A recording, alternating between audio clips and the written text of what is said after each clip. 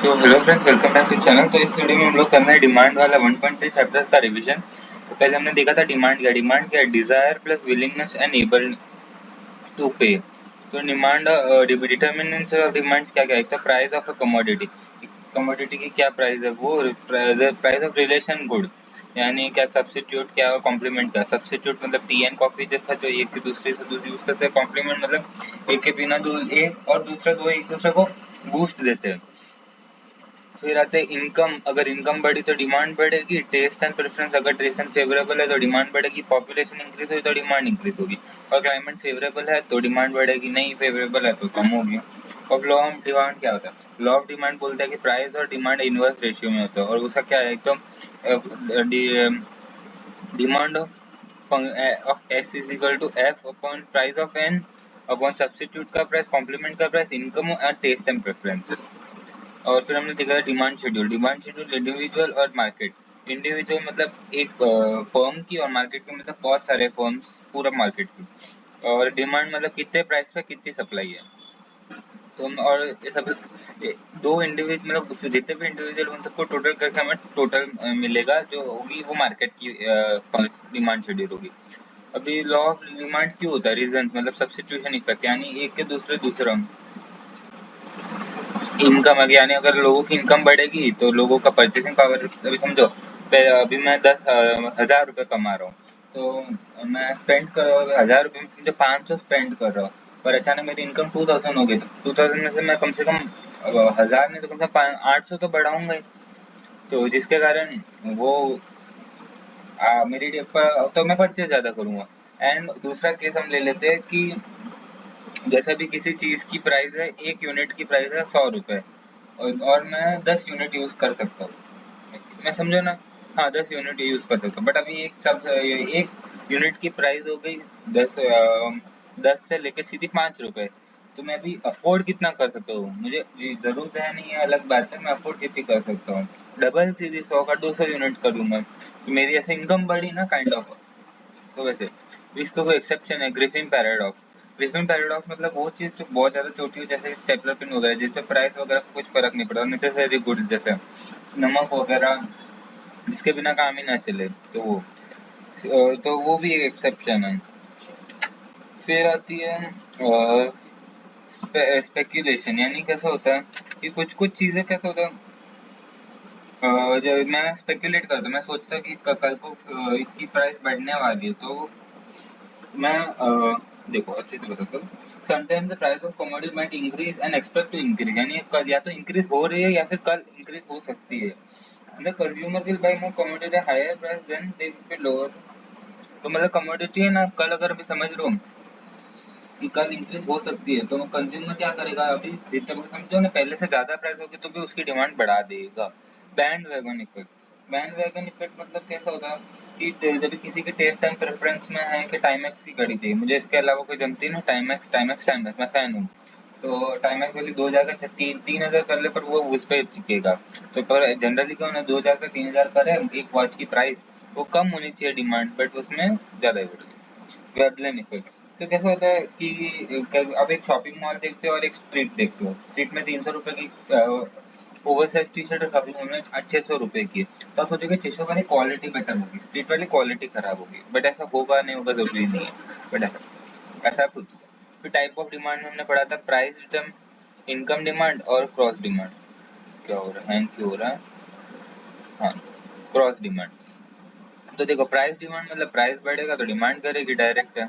फिर income demand मतलब कैसा, अगर इनकम बढ़ेगी तो डिमांड भी बढ़ेगी। बट किस किस चीज़ें इंफीरियर गुड्स होते हैं उसके लिए उल्टी बात है, जैसे कि अभी समझो आप एक टुकड़ा राइस आता है 1000 रुपये में, मतलब 100 रुपये का 1 किलो। अभी आपकी इनकम बढ़ गई, आप ज़्यादा महंगे अफोर्ड कर सकते हो, तो आप बेटर क्वालिटी का राइस खाओगे कि और बुरा है। ऐसा तो नहीं करोगे 2 किलो के टुकड़ा राइस खा लोगे, नहीं ना, आप आज से तो या फिर बासमती ऐसे खाने की कोशिश करोगे। और फिर क्रॉस डिमांड कैसा, अभी एक्स और वाई है, और कॉम्प्लीमेंट चीज है, जैसे इंक और पेन की, इनकी डिमांड बढ़े तो पेन की भी डिमांड बढ़ेगी। तो अभी समझो इंक की डिमांड यहाँ पे है, इंक का प्राइस यहाँ पे है, तो पेन का भी प्राइस इधर होगा, कम होगी। और समझो इंक सस्ती हो गई और इंक का प्राइस इधर है, तो पेन की भी डिमांड बढ़ेगी और वैसा वैसा इधर होगा। अभी चेंज इन डिमांड और चेंज इन क्वांटिटी डिमांड, ये दोनों का बस एक क्वांटिटी वर्ड का डिफरेंट है, बस में जमीन आसमान का फर्क है। ये चेंज इन क्वांटिटी डिमांड क्या होता है कि क्वांटिटी में चेंज आया डिमांड की, मतलब कैसे होता है, इसमें डिमांड की लाइन सेम होती है बट देखो अभी सबसे इसमें प्राइस के रिलेटेड चेंज हुआ इसीलिए चेंज हुआ है, और इसमें प्राइस के रिलेटेड नहीं चेंज हुआ इसलिए चेंज इन डिमांड हुआ। तो चेंज इन क्वांटिटी डिमांड में कैसा होता है कि आपने पहले 1 रुपीज के 10 कस्टमर थे, तो हमने ऐसे 2 रुपीज कर दिया तो 5 कस्टमर हो गया, तो ये चेंज ऐसा होगा। और क्वांटिटी कैसे हुआ, तो पहले 1 रुपीज के 10 कस्टमर थे ही, बट अभी अचानक 5 हो गए या फिर अचानक 15 हो गए, तो ये क्वांटिटी डिमांड है। इसमें हमने प्राइस चेंज नहीं की, प्राइस हमारा कांस्टेंट 1 या 2 रुपीज ही है, बट हमारी डिमांड चेंज होगी, तो उसे हम लोग change in demand and change in quantity demand कहेंगे। अभी हमने फ्रेश नया टॉपिक चालू करना है, हमने पहले पिछली क्लास की रिवीजन की है। और हाँ, इन इन दोनों को एक, इसको कॉन्ट्रैक्शन बोलते हैं, इसको इंट्रैक्शन बोलते हैं, और पीछे जाते तो डिक्रीज बोलते हैं, आगे जाते तो इंक्रीज बोलते हैं। ओके, आगे इन द सेंस अगर राइट में जा रहा है तो इंक्रीज, और वैसा वर्सा, और इसमें भी अगर राइट तो इसमें कैसा होगा, अगर नीचे जा रहा है तो एक्सटेंशन, और ऊपर जा रहा है तो कॉन्ट्रैक्शन। ओके, हाँ, ओके, तो बता, इंक्रीज और एक्सटेंशन सिमिलर है, दोनों वो राइट साइड जाएंगे, ये याद रखना। जैसा भी ये क्या, ये डाल दिया, ये इस साइड जाएगा, ये इस साइड जाएगा, बट दोनों राइट साइड की तरफ जाएंगे, और वैसा वैसा। ओके, वो फुल आपने रिवाइज कर दिया, वो पूरी क्लास करके। अब है इलास्टिसिटी ऑफ डिमांड।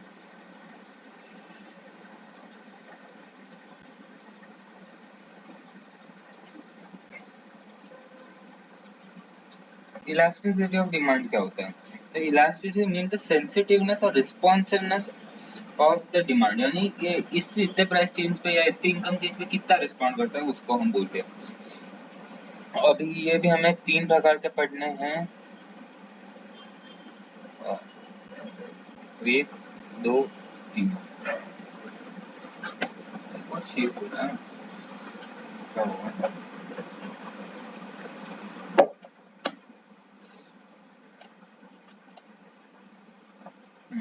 सॉरी, काट रहा था। हाँ, टाइप्स ऑफ डिमांड, तो इसमें भी देखो 3 है, तो प्राइस, फिर एक है इनकम,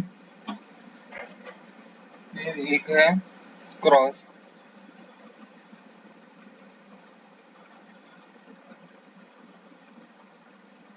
सिमिलरली जो हमने इसमें पढ़ा था ना, अभी जो हम रिवाइज कर रहे थे, डिमांड फंक्शन वो सब, तो वैसे ही है। देखो टाइप्स ऑफ डिमांड पढ़े थे ना, वैसा types of elasticity of demand आएगा। ओके, तो नेक्स्ट अभी अगले पेज पे स्टार्ट करते हैं, पहले तो प्राइस।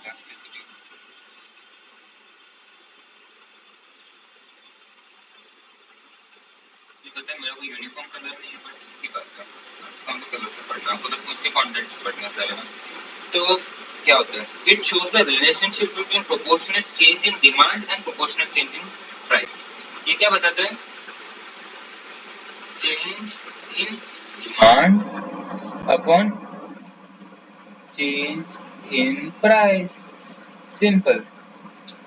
यार ये कलर अलग होना चाहिए, ये हम लोग इतना सारा लिखे उसे तो ये अलग कर लेते हैं, कौन red colour, ERICE class T.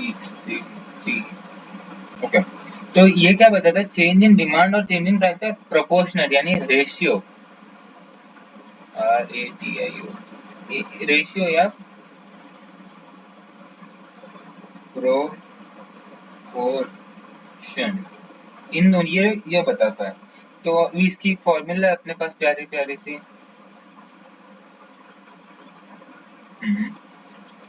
तो हमारे पास E is equal to P, ये मतलब क्या है, price elasticity is equal to,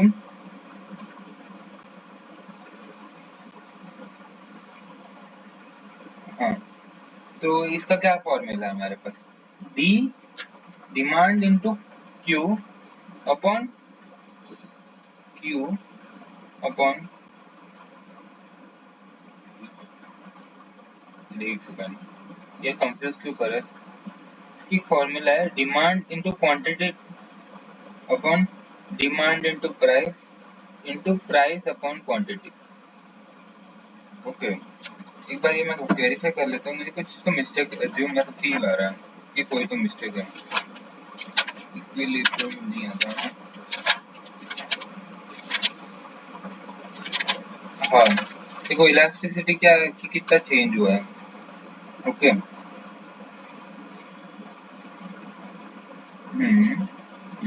तो ये फॉर्मूला एकदम बेकार है, इससे अच्छा मैं दूसरा फॉर्मूला बताता हूँ, उसका जैसा ही है, आपको समझ में आ जाएगा। Percentage change in quantity demand upon percentage change in price. Okay,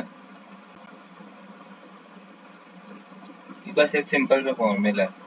quantity कितनी चेंज हुई है, परसेंटेज, और ये फिर वो परसेंटेज कैसे निकालोगे, तो Q2 minus Q1 upon Q1 into 100, ये एक फॉर्मूला है। ओके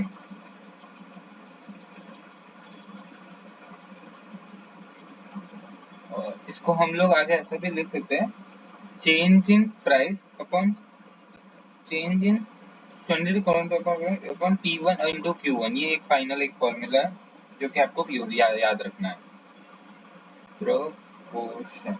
ओके तो देखो, अभी हम लोग एक क्वेश्चन कर लेते हैं। हमारे पास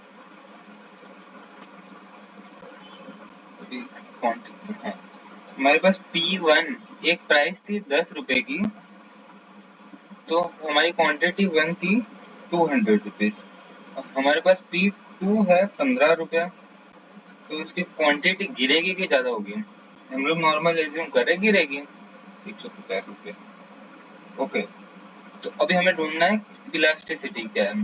पहले तो हम लोग देख लेते चेंज कितना है, तो इधर लिख लेते, तो change in price is equals to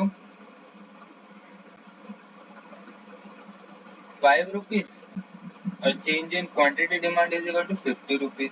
okay तो जैसे हमने फॉर्मूला में डाला, change in price upon change in quantity upon change in price, तो यानी ये कलर चेंज करने का बार आएगा, नहीं ये, हाँ तो change in quantity upon change in price into change in P1 और Q1, तो हम लोग ये एक फॉर्मूला सेम टू सेम डालेंगे। ये एक फॉर्मूला कैसे डिराइव है मैं अगले लेक्चर में बताता हूँ, क्योंकि मैंने वो पेजेस ही खो दिया और मुझे अच्छे से याद नहीं, मैं गलत पढ़ाना नहीं चाहता, तो मैं ये लास्ट में कैसे भी आपको बता दूंगा अच्छे से, मैं या तो मेरे फ्रेंड से मंगा के बता दूंगा। ओके तो अभी हमारे पास चेंज कैसा है, 50/5 इंटू P1 क्या है 10 रुपीज और Q1 क्या है 200 रुपीज। हम काटा कुटी करेंगे, ये इधर रुको रुको, हाँ 50 रुपये है। ओके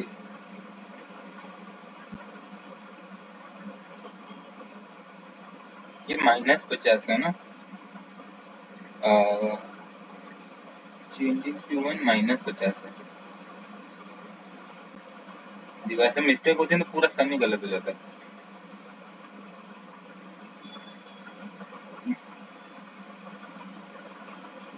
देखो यहाँ पे प्राइस बढ़ी तो बराबर -50 आएगा, हाँ तो हम लोग करते हैं 1 जा 2 जा और ये कट, ये 1 जा 10 जा is equal to -5/10 is equal to 0.5 minus, तो ये हमारी इलास्टिसिटी है, ये इलास्टिसिटी।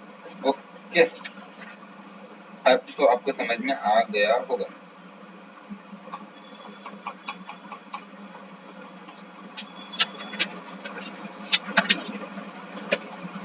ये एक वैल्यू है हमारी, ये मतलब फॉर्मूला, ये मैंने एक एग्जांपल के लिए करवा दिया, टेक्स्ट में कहीं पे नहीं दिखाएगा, खाली एग्जांपल है। तो अभी हम लोग टाइप ऑफ वो पढ़ लेते हैं। तो हमने देखो प्राइस इलास्टिसिटी को हमने डिवाइड किया 3 पार्ट में, सॉरी खाली इलास्टिसिटी है।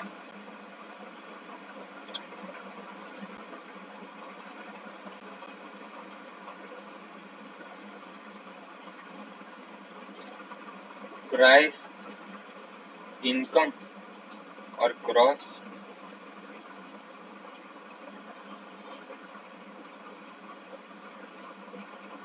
तो ये है परफेक्टली इलास्टिक।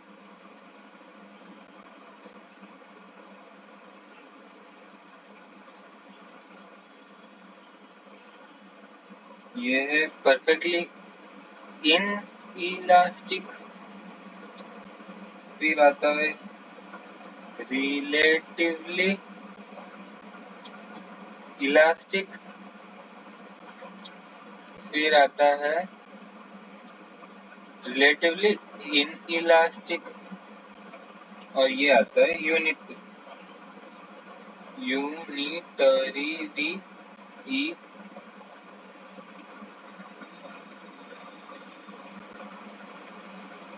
इलास्टिक। 1 2 3 4 5 ये सब में ऐसे आएगा लगभग। Income, elasticity, relatively. Okay,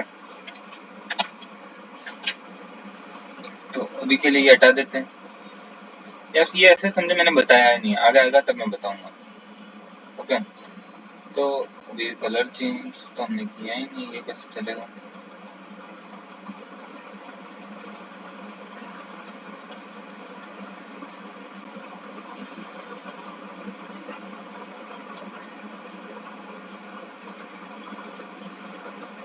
okay, 1 2 3 4 5। तो परफेक्टली इलास्टिक क्या होता है? देखो इसमें है ना, प्राइस कितना भी चेंज हो जाए बट डिमांड चेंज नहीं होगी। देखो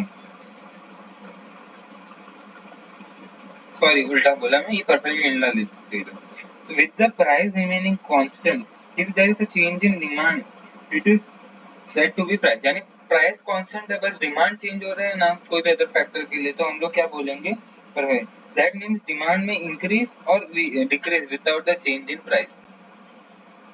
तो इस केस में कैसा होगा, ये ऐसा है ना, तो प्राइस ऐसा ऐसा ऐसा जाएगा, क्योंकि ये पहले इसमें यही बोला है कि प्राइस सेम है बट डिमांड चेंज होती जाती है।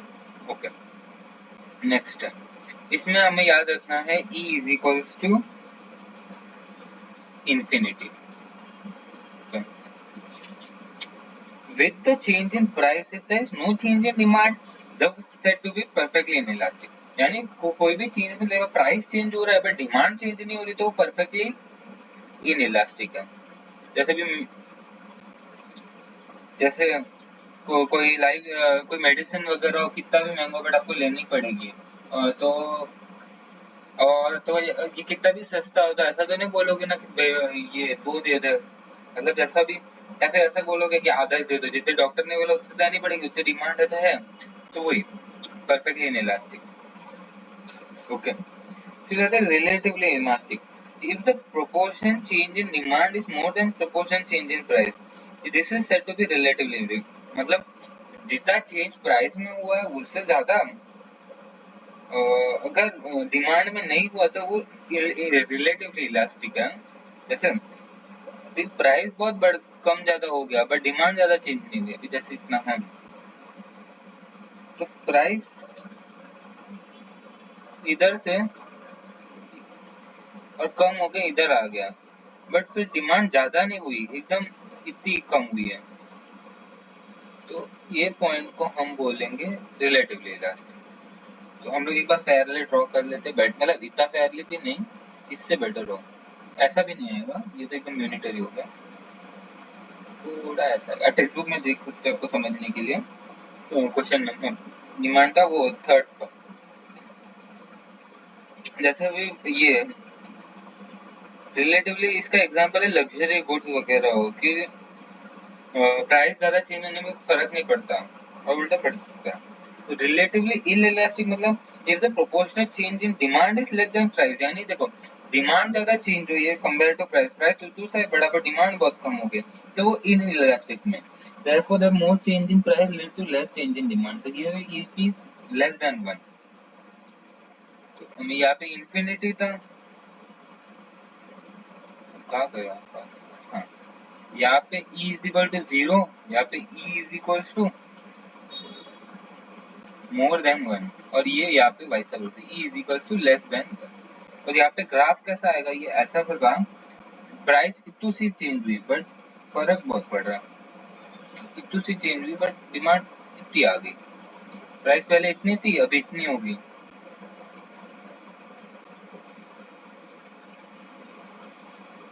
नहीं, बहुत फर्क आएगा, इससे ज्यादा फर्क, ऐसे एकदम गिर ही जाएगा। प्राइस इधर है, पहले प्राइस इतनी थी,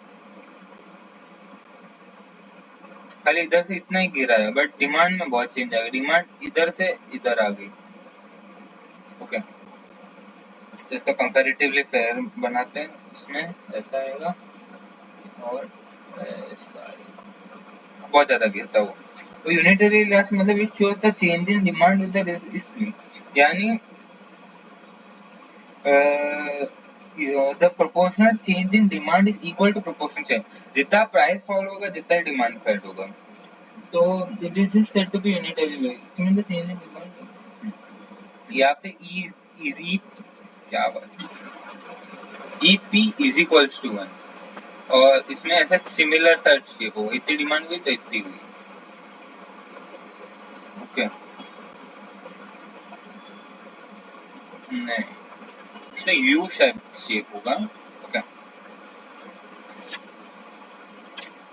और एक और हमें एक्स्ट्रा पढ़ना है इनकम वगैरह का, तो उसका हेडिंग है income elasticity, income elasticity. Okay, ये बराबर था, मैं पहले बनाया ना, ये ऐसे जाएगा और ये ऐसा यू टाइप। तो if the proportional change in demand is equal, this shows the proportional change in demand with respect to proportional change in price. It explains that how much change is income led to, यानी कितना change income के कारण हुआ। तो बस यही है, और इसका ग्राफ ऐसा कुछ आएगा, इसकी फॉर्मूला आएगा डिमांड, ओके बस चेक करते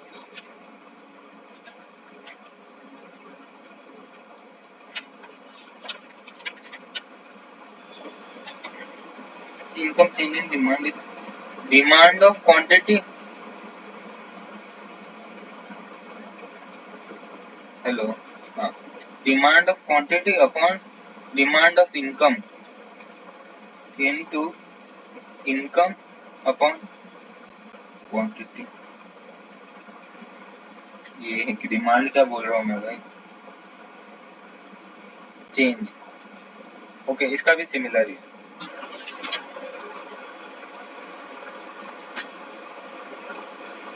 और ये same to same perfectly elastic, मतलब यहाँ पे प्राइस की जगह डिमांड लग दो, और देखो पर इधर भी perfectly elastic E Y is equal to infinity है, perfectly elastic E Y is equal to 0 है, perfectly relatively elastic income is equal to less than 1, और relatively income is more than 1, relatively elastic unitary elastic is equal to, यहाँ पे एकदम same to same है।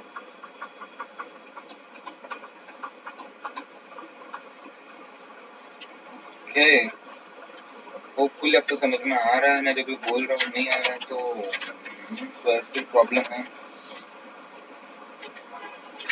ठीक है, चलो फिर बाय, आज के लिए।